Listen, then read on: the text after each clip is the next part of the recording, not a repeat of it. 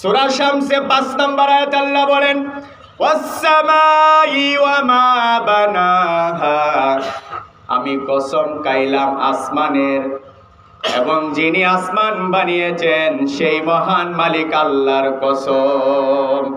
ওয়াল আরদি, এবং জমিনের কসম খাইলেন ওয়া মা তুহাহা, যিনি জমিনকে বানিয়েছেন তার কসম। আসমান জমিন কে বানিয়েছে? আসমান জমিন যিনি বানিয়েছেন তার কসম। কুরআনুল কারীমে সূরা মুলকে 3 নম্বর আয়াত আল্লাহ পাক রব্বুল আলামিন বলেন আল্লাযী খালাকা সাবআ সামাওয়াতিন তিবাকা, যিনি সৃষ্টি করেছেন 7 আসমান স্তরে স্তরে। আসমান কয়টি? 7টি। কয়টি? তিবাকা, স্তরে স্তরে। একটা আসমান সাজিয়েছেন, তারপরে আরেকটা আসমান, তারপরে আরেকটা আসমান। কোনো কুঠি নাই, কুঠি ছাড়া যিনি আসমান সাজিয়েছেন তিনি কে?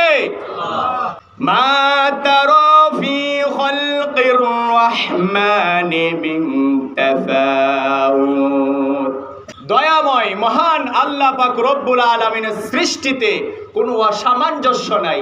যেটা যেভাবে সাজানোর দরকার, যেটা যেভাবে রাখার দরকার, যেটা যেভাবে তৈরি করার দরকার, যেখানে রাখার দরকার সেখানেই তিনি রেখেছেন, সুন্দর করে সাজিয়ে রেখেছেন। কোনো অসামঞ্জস্যতা নাই, কোনো নির্ভুলভাবে যিনি আসমান সাজিয়েছেন তিনি কে? ফারজিল বাসর হাল তারা মিন ফুতুর, আবারও বারবার আসমানের দিকে তুমি তাকাও, আসমানের দিকে দৃষ্টি দিয়া দেখো, কোথাও কি আসমানের মধ্যে ফাটল দেখতে পাবে নাকি? আসমানে কোনো ফাটা আছে, ছিদ্র আছে, ভেঙে পড়ে যাচ্ছে, ওই দিক দিয়ে হেলে গেছে, ওই দিক দিয়ে এরকম, ওই দিকে এরকম, এরকম কোনো বোঝা যাচ্ছে? আসমানটাকে আমার আল্লাহ তাআলা সুন্দরভাবে সাজিয়ে রেখেছেন, স্তর স্তর ভাবে সাজিয়ে রেখেছেন। যতবার দৃষ্টি দিবে আসমানে কোনো জায়গা ফাটল দেখতে পাবে না। ওয়ালাকাদ যায়্যানাস সামাআদ দুনিয়া বিমাসাবিহা, আমার আল্লাহ তাআলা বলতেছেন আমি প্রথম আসমানটাকে আমি তারকা প্রদীপ দিয়ে, নক্ষত্র পুঞ্জ দিয়ে আমি আসমানটাকে সাজিয়েছি। প্রথম যে আসমানটা দেখা যাচ্ছে সেই আসমানটাকে আমার আল্লাহ তাআলা বিভিন্ন নক্ষত্র দিয়ে সাজিয়েছে। এখানে তারকা আছে, নক্ষত্র আছে, বুধ আছে, শনি আছে, শুক্র আছে, প্লেটো আছে, নেপচুন আছে, এরকম অসংখ্য নক্ষত্র দ্বারা আমার মহান আল্লাহ তাআলা এই আসমানটাকে সাজিয়েছে। তাহলে এগুলো সবগুলাই হচ্ছে প্রথম আসমান। কোন আসমানে? আমরা যা কিছু দেখতে পাচ্ছি সবগুলা কোন আসমানে?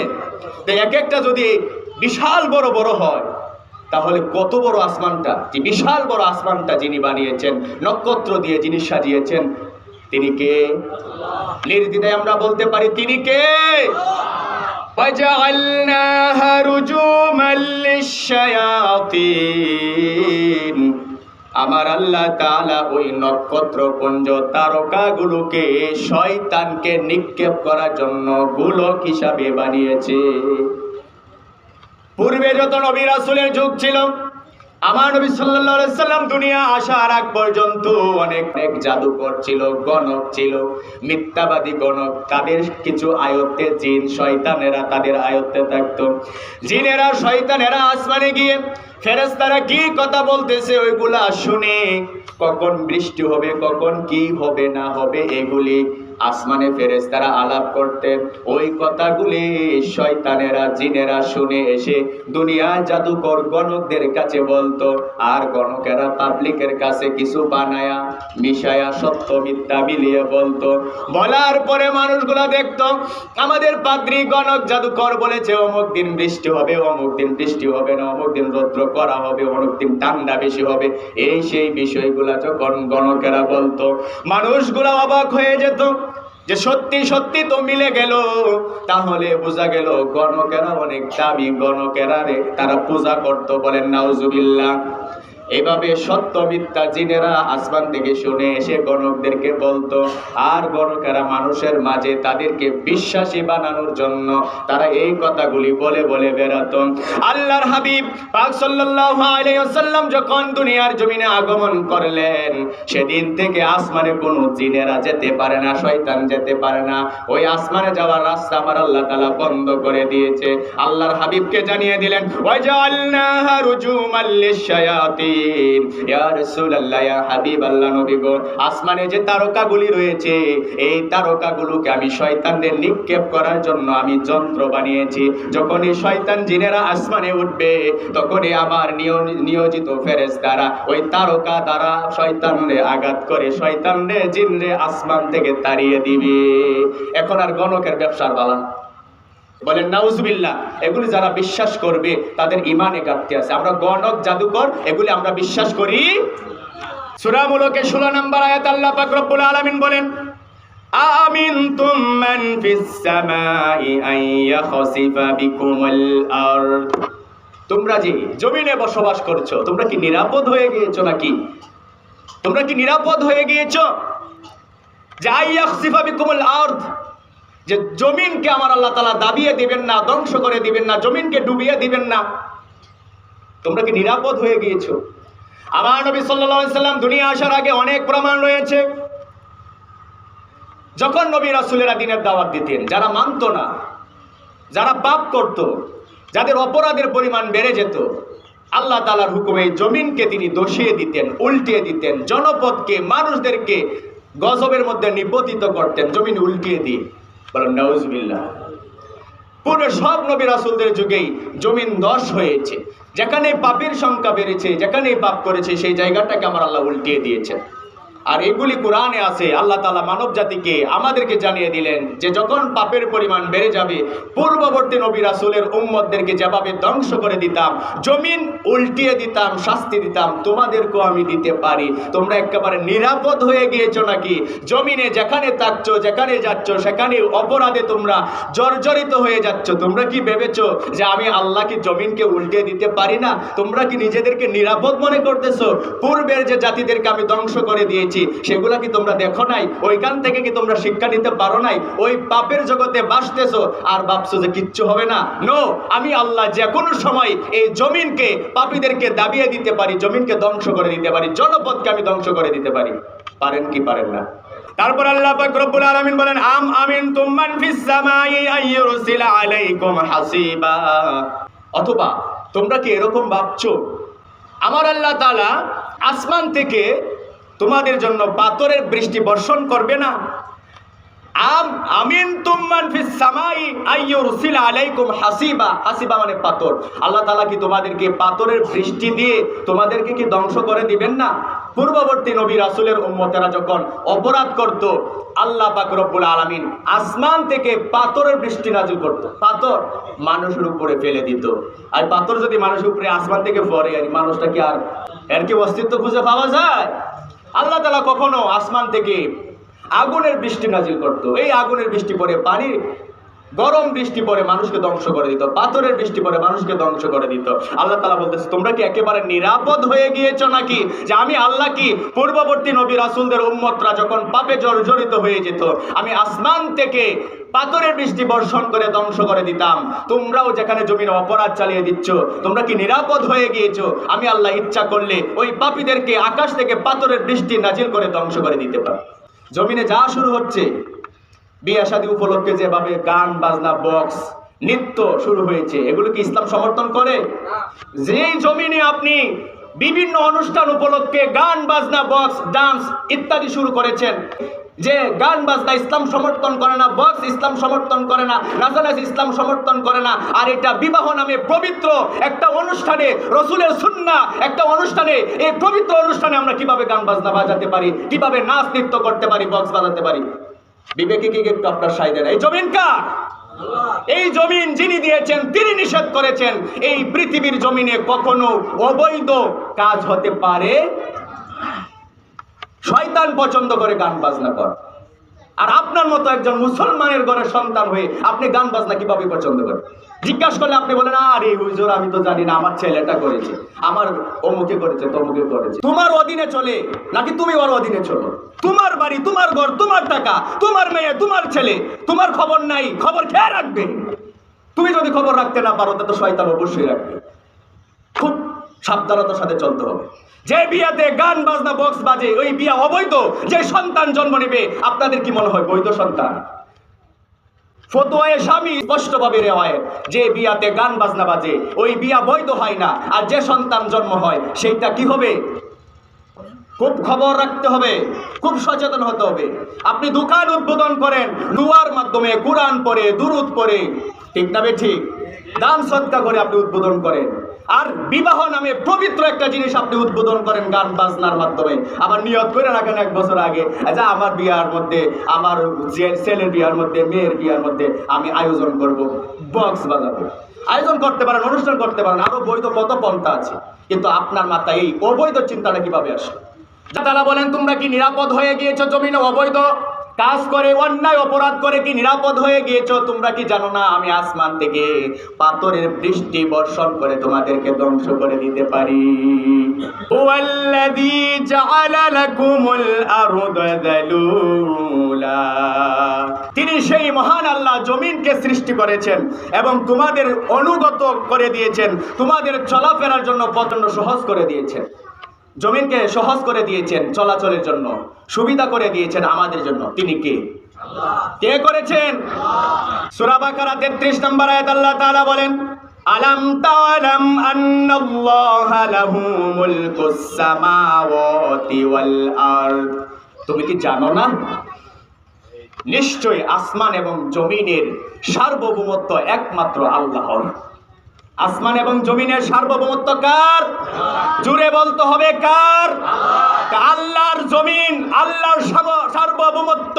আমার পরিবার জীবন চলবে আল্লাহর হুকুমে, আমার সামাজিক জীবন চলবে আল্লাহর হুকুমে, আমার রাষ্ট্রীয় জীবন চলবে আল্লাহর হুকুমে, আন্তর্জাতিক জীবন চলবে আল্লাহর হুকুমে। বলুন কার হুকুমে চলবে? তাই খবরদার, প্রতিটা ক্ষেত্রে আপনার খেয়াল রাখতে হবে, আমি যেহেতু আল্লাহর, জমিন যেহেতু আল্লাহর, রিজিক যেহেতু আল্লাহর, আসমান যেহেতু আল্লাহর, সবকিছু যেহেতু আল্লাহর, সেই জন্যই আল্লাহর জন্যই সবকিছু করতে হবে। নিজের মন গড়ায় কিছু করা যাবে? আলহামদুলিল্লাহিল্লাযী খালাকাস সামাওয়াতি ওয়াল আরদ, আসমান এবং জমিন যার প্রশংসাও হবে তার। আলহামদুলিল্লাহ কার জন্য বলবো? সমস্ত প্রশংসা কার? সুস্থ থাকলেও বলবো আলহামদুলিল্লাহ, অসুস্থ থাকলেও বলবো আলহামদুলিল্লাহ, সুখে থাকলেও বলবো আলহামদুলিল্লাহ, দুঃখে থাকলেও বলবো আলহামদুলিল্লাহ। নিজের কোনো কিছু করার ক্ষমতা নাই, সমস্ত শক্তি ক্ষমতা যিনি দিয়েছেন তিনি কে? মনে হয় পরে হ্যাঁ, কেউ কেউ তো বলে আরে হুজুর কি অসুখ, কি বিপদ, যদি একটু লাইন কাটতে পাইতাম তাহলে একটু নামাজ টামাজ পড়তাম, এখন দিয়ে লাইন কাটতে পাইছে ওনার খবরই নেই। বিপদে বললে কত আল্লাহ আল্লাহ, পরে আর খবর থাকে না, আছে না নাই? সূরা আরাফ 54 নম্বর আয়াত আল্লাহ পাক রব্বুল আলামিন বলেন, ইন্না রাব্বাকুমুল্লাহুল্লাযী খালাকাস সামাওয়াতি ওয়াল আরদা ফি সিত্তাতি আইয়াম, নিশ্চয়ই তোমার রব সেই মহান মালিক আল্লাহ যিনি আসমান এবং জমিনকে 6 দিনে বানিয়েছেন। আসমান এবং জমিন কয় দিনে বানিয়েছেন? আল্লাযী জাআলা লাকুমুল আরদা ফিরাশাম ওয়াস সামাআ বিনাআ, সেই মহান মালিক তোমাদের জন্য জমিনকে বিছানা বানিয়ে দিয়েছেন আর আসমানকে ছাদ হিসাবে বানিয়ে দিয়েছেন। বলুন সুবহানাল্লাহ। ওয়ানজালা মিনাস সামাই মাআন ফাআখরাজা বিহি মিনাস সামারাতি রিজকাল লাকুম, নিশ্চয় মহান আল্লাহ পাক রব্বুল আলামিন আসমান থেকে পানি বৃষ্টি বর্ষণ করেন। ফাখরাজা বিহি মিনাস সামারাতি রিজকাল লাকুম, তারপরে এই বৃষ্টি নাজিল হওয়ার পরে জমিনে তোমাদের রিজিকের জন্য ফলমূল তৈরি করে দেন। যে আমরা সুজলা সুফলা এই আমরা এত সুন্দর ফল ফুল পাচ্ছি, আমরা রিজিক পাচ্ছি, এই আকাশ থেকে যদি বৃষ্টি না আসতো, আল্লাহ যদি বৃষ্টি বর্ষণ না করতেন, আমাদের এই ফুলমল ফসল এত ভালো হতো? যিনি আমাদের রিজিকের ব্যবস্থা করে দিয়েছেন, যিনি আসমান থেকে পানি বৃষ্টি বর্ষণ করেন, তিনি কে? কথা মানবো কার? একটু সাবধানের সাথে কথা বলতে হবে, কি হবে না? হুশের টেলা না জুসের টেলায়? আমরা যে দুনিয়াদারিটা করতেছি জুসের টেলায়। যদি একটু হুশ থাকতো এত কিছু করলাম না। কুরআনুল কারীমে সূরা আলে ইমরান 5 নম্বর আয়াত আল্লাহ তাআলা বলেন, ইন্নাল্লাহা লা ইয়াখাফা আলাইহি শাইউন ফিল আরদি ওয়ালা ফিস সামাই।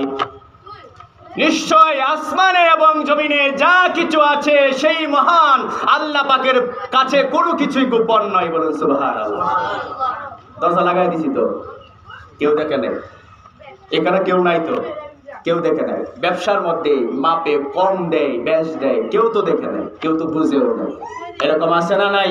অফিসে ঘুষ নিচ্ছে, পরিবারে কেউ তো জানে নাই, সমাজের কেউ তো জানে নাই, সুদ খাচ্ছে, আমগো হুজুরে তো জানে নাই, অমুকে জানে নাই, তমুকে জানে নাই। এভাবে সমাজে মিথ্যা, অহংকার, হিংসা, ঘুষ, সুদ, বিভিন্ন রকমের অপরাধ আছে না নাই? কেউ দেখে নাই, দেখেন কে? লাহু মুলকুস সামাওয়াতি ওয়াল আরদি লা ইলাহা ইল্লা হু।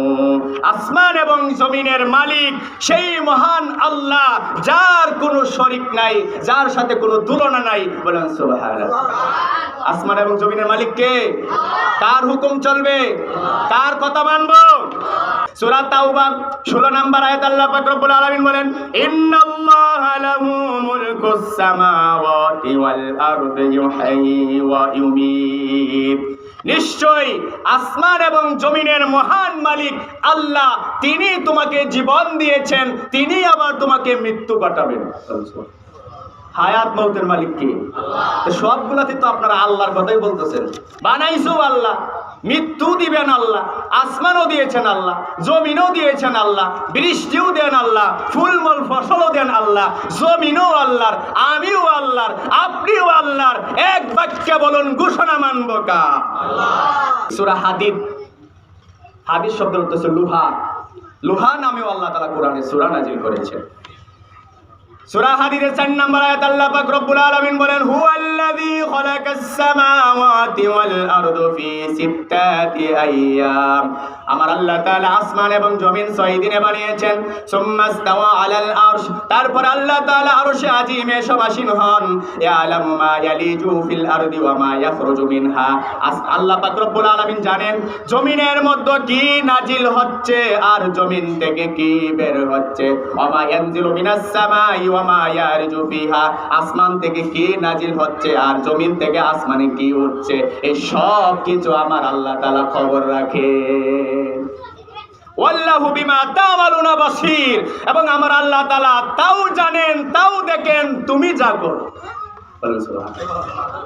তাহলে আসমানে কি যাচ্ছে, আসমান থেকে কি আসছে, জমিনের ভিতরে কি ঢুকছে, জমিন থেকে কি বের হচ্ছে, কোন জায়গায় কি হচ্ছে না হচ্ছে, কে কি করছে না করছে, সবকিছু দেখেন, জানেন যিনি, তিনি কে? আল্লাহ।